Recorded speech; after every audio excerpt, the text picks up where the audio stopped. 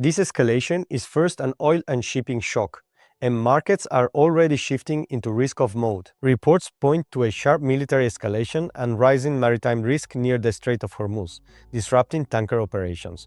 The Strait of Hormuz is a narrow passage that carries a large share of global seaborne energy, so even limited disruption matters. When a choke point becomes risky, markets price both the barrel of oil and the cost of delivering it.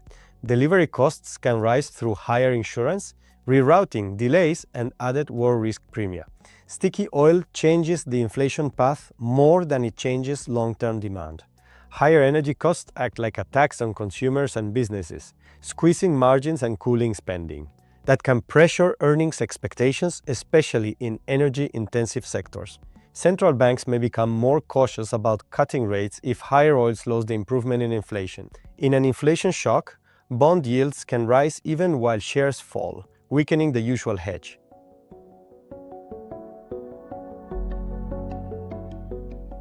The main risk is escalation that keeps shipping constrained for longer than markets expect. Watch for prolonged tanker queues, wider insurance surcharges, and more rerouting.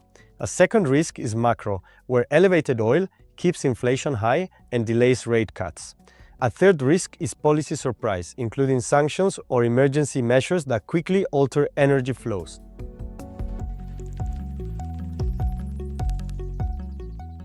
The first 24 to 72 hours are price discovery, not a verdict on the next 5 years.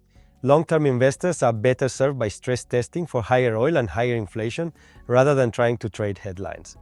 Diversification across regions and sectors can be more durable than concentrated war trades.